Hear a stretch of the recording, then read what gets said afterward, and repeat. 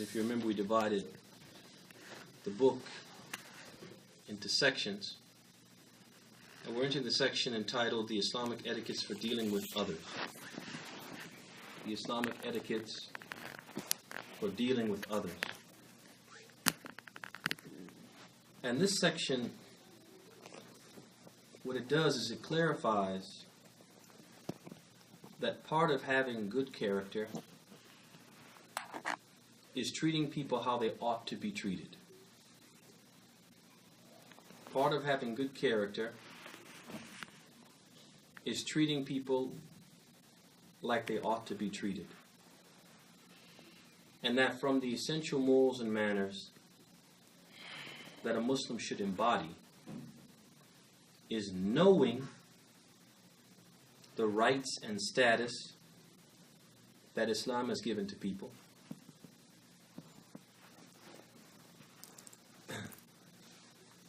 and interacting with them and dealing with them in accordance with these morals and manners, or these, in accordance with their rights, or these rights and their status. So we need to know the people's rights and their status, and then we need to deal with them and act in accordance, when we're dealing with them, in accordance with these rights and their status. So you know the rights and status, and then you deal with them accordingly. So we shouldn't think that, okay, Muslim morals and manners is things like patience, things like controlling anger, which we mentioned previously, and it has nothing to do with how we interact with other people. La wallah. That a big part of it is how you treat others.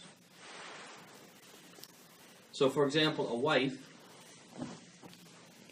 cannot be said to have good character if she is rude, belligerent, disrespectful, and disobedient towards her husband. So you can't say, oh, I'm practicing good morals because I'm patient. I'm practicing good morals because I do personal hygiene. Now, in addition to that, to have good morals and manners and good character, she has to what? Treat her husband a certain way. Likewise, a man cannot claim to have good character if he's cruel, abusive, he neglects, or ignores his wife. That's a part of good character, the way you treat your wife. Also, children who humiliate their parents. They talk down to them. They denigrate them. They can't be said to be what? To be having good character and good morals. Wa alaikum salam wa rahmatullah. Likewise, young people who show no respect to their elders, and elders who show no mercy towards young people. All of them are in violation of the morals and manners Islam demands that every Muslim observe. And to be honest with you, this is what is missing from the ummah. This is what is missing from our communities. This is what is missing from our families. This is what is missing from the relationship between spouses and those we associate with, whether in the mosque or outside the mosque. This is what is missing. What is missing is that concept or assigning importance to what? How I deal with you. How I make you feel, how I interact with you, what the things that I say to you, how I treat you. People give no importance to that. So, for example, let's say a person wants to give advice to someone. Often the advice is given in a way which is harsh. The advice is given in a way which is abrasive.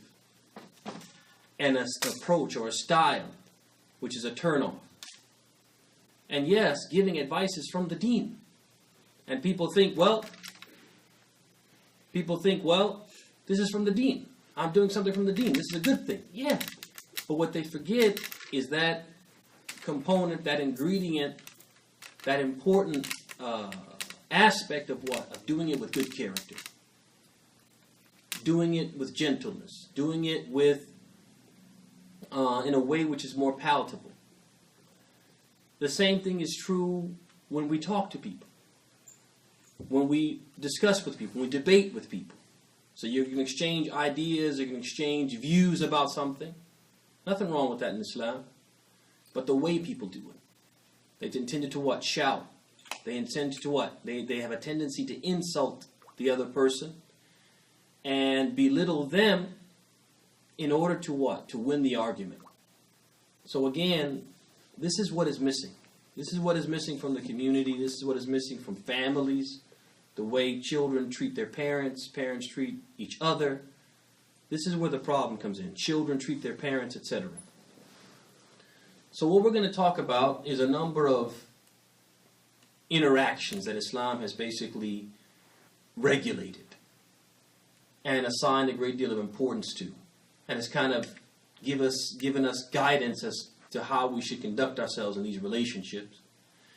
And the first of them is the relationship toward parents. And they have a section entitled Birrul Walidain, kindness and obedience to parents. So this is the first interaction that the book addresses or takes up. And so this section of Islamic etiquettes for dealing with others, it begins with a section regarding the proper treatment of parents. How a child should deal with their mother or their father. Why is that? Why do they start out of the gate, out of all the interactions they could choose? Muslim to another Muslim, husband to wife, father to son. I mean, out of all the interactions they could choose, they choose what? They choose how a child should treat their parents. Because after the right of Allah,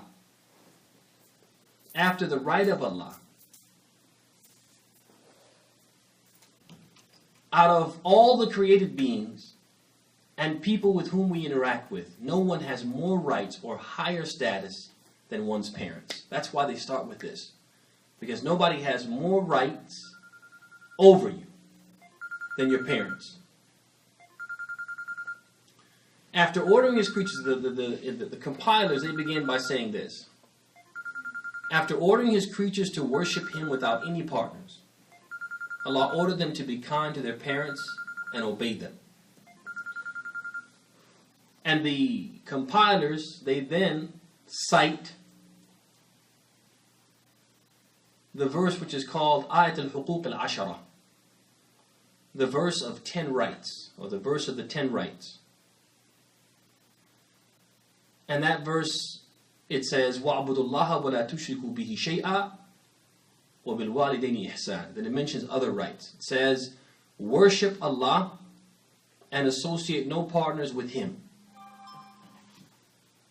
And be dutiful, obedient, kind. Honor your parents. One could also cite the verse in Surah Al-Isra, in which Allah subhanahu wa ta'ala, He says, وَقَضَى رَبُّكَ أَلَّا تَعْبُدُوا إِلَّا إِيَّهُ وَبِالْوَالِدَيْنِ إِحْسَانًا. And your Lord has decreed that you worship none but Him, and that you are kind, dutiful, and obedient towards your parents. So now if you notice in both of these verses, Allah begins with His right. وَعْبُدُ اللَّهِ وَلَا تُشْرِكُوا بِهِ شَيْئًا. Worship Allah alone and do not associate any partners with Him. And then He follows His right immediately. His right to be worshipped alone, He follows it immediately with the right of parents to be respected, honored, and obeyed. And scholars have rightfully understood from this that after the right of Allah to a tawheed, no right is greater and more worthy of being fulfilled than the right of parents. That there is no right after the right of Allah which is more worthy of being fulfilled than the right of parents. Also add to this, to show you the importance and the status of this issue, that the Prophet ﷺ, he gave priority and precedence to Birrul Walidain, being good to your parents, honoring your parents, over jihad in the way of Allah. So he said in the hadith of Abdullah ibn Mas'ud, collected by Al-Bukhari and Muslim, Abdullah ibn Mas'ud, he said, I went to the Messenger of Allah and I said, Ayyul amali ahabbu ilallah. Which of the deeds is most beloved to Allah? Whereupon he said, As-salatu ala waqtiha. He said, prayer at the prescribed time. Prayer at the time when prayer is supposed to be observed. So then he said, or Ibn Mas'ud said, قُلْتُ ثُمَّ أَيْ. I said, and then after that, what follows that in importance? So he said, sallallahu alayhi wa sallam, birrul walidain. Being dutiful and respectful, honoring your parents. So then Ibn Mas'ud, he said, ثُمَّ أَيْ. And then after that, what deed? And he said after that, he said, al-jihadu fi sabilillah. He said, fighting in the way of Allah. So notice he gave precedence to birrul walidain, honoring the parents, over fighting in the way of Allah. The thum ba'dalik, you ask yourself the question, okay, we see clearly Allah is stressing and emphasizing, giving a certain status to honoring, being kind, obedient, respectful to one's parents. And the question is, why? Why so much stress? Why so much emphasis? And honestly, there are many reasons why. There are many reasons why. There are many things that parents do that entitle them to their children's honor and respect. And much of it has to do with what they have endured and what they continue to endure for the sake of their children. The hardship and difficulty that they endure, they have endured and continue to endure for the sake of their children. So for example, parents, after Allah, are the reason for our existence. They're the reason why we're here, right? Because if it's up to your parents, I mean, if your parents wanted to, they could abort, right? Or if they don't abort, they could do what some people do. They have the child and they just do what? Adoption. They put it up for adoption. Even worse than that, some of them do what? They just throw it in a dumpster somewhere. They just throw it, it happens, right?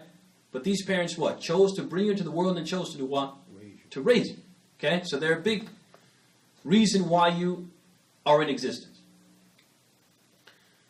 Another thing is they raised and cared for you when you were too weak and helpless to care for yourself.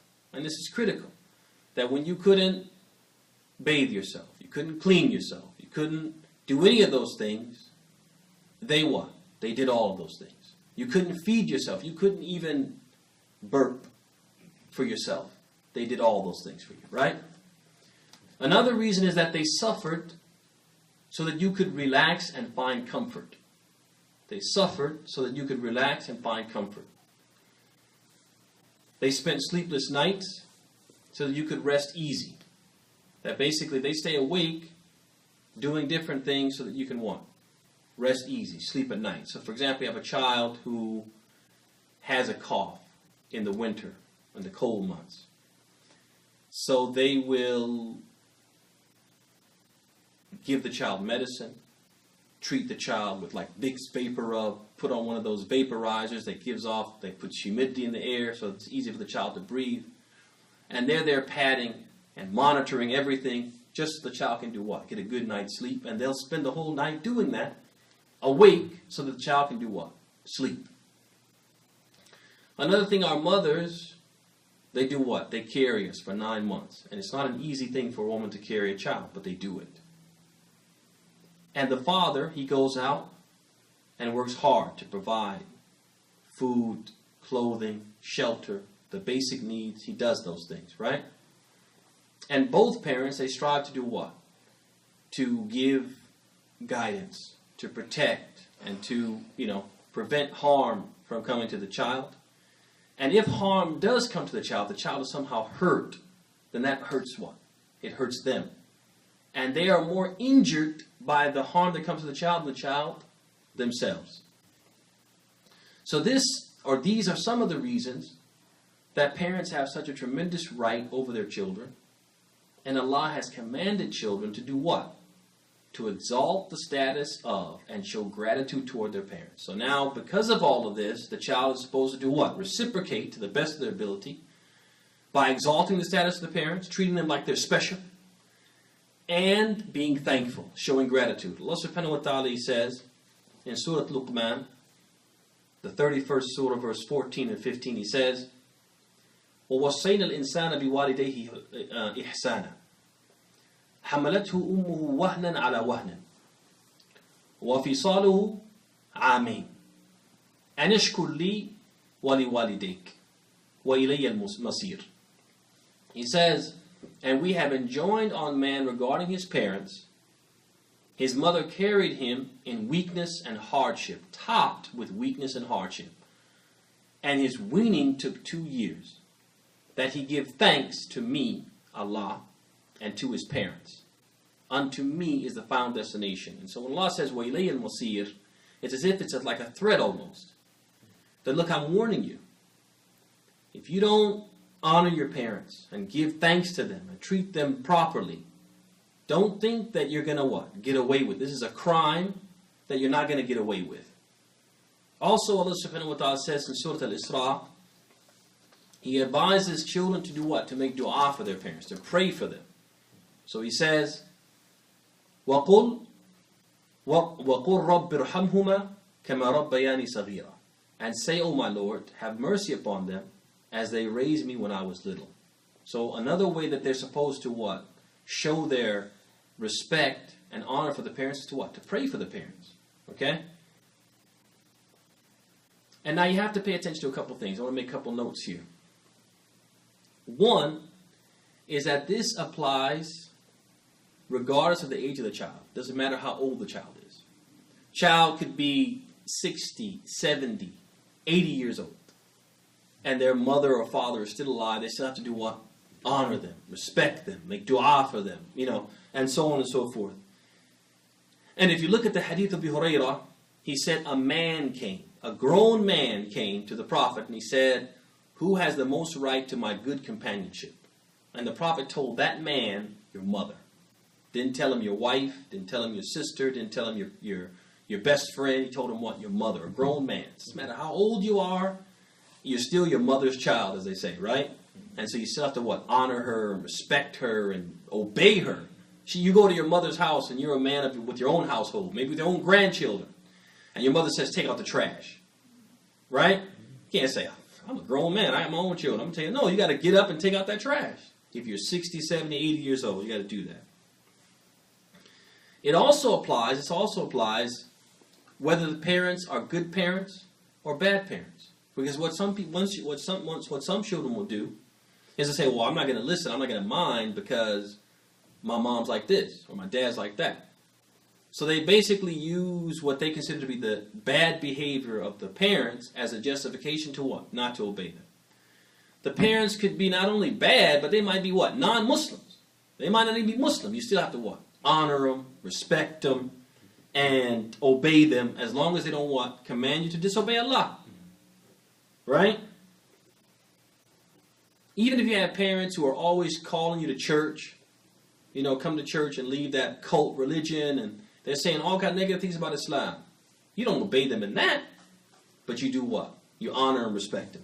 Allah subhanahu wa ta'ala says in Surah Al-Luqman, verse 15, He says, وَإِنْ جَاهَدَكَ عَلَىٰ أَن تُشْرِكَ بِي مَا لَيْسَ لَكَ بِهِ عِلْمٌ فَلَا تُطِعْهُمَا وَصَاحِبُهُمَا فِي الدُّنْيَا مَعْرُوفًا. He says, but if they strive in earnest to entice you to associate others with me, of which you have no knowledge, then obey them not.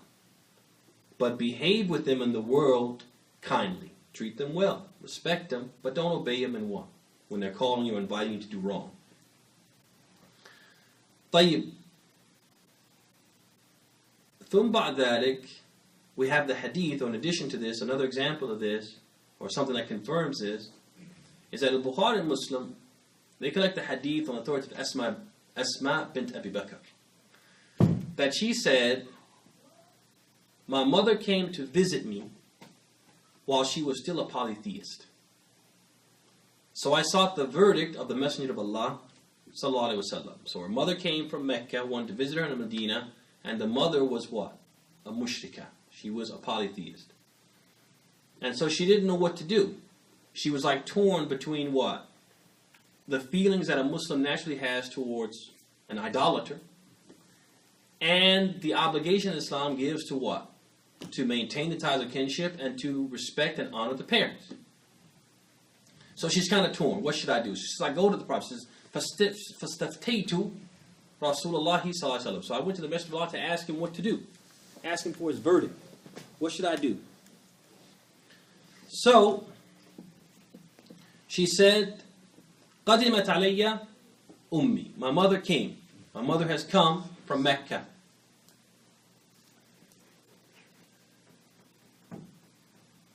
وَهِيَ رَاغِبَةٌ. And she what? And she is wanting, or she is interested, she is desiring, right? And the scholars, they say it could mean one of two things. Either she's desiring, interested in Islam, or she's interested in what? In me treating her kindly and with respect. That I would host her and, greet her and accept her or whatever. And that's the strongest one. That's what she wanted. Wasn't interested in Islam, but I just want to be treated like a mother is supposed to be treated. So she said, Afa asilaha?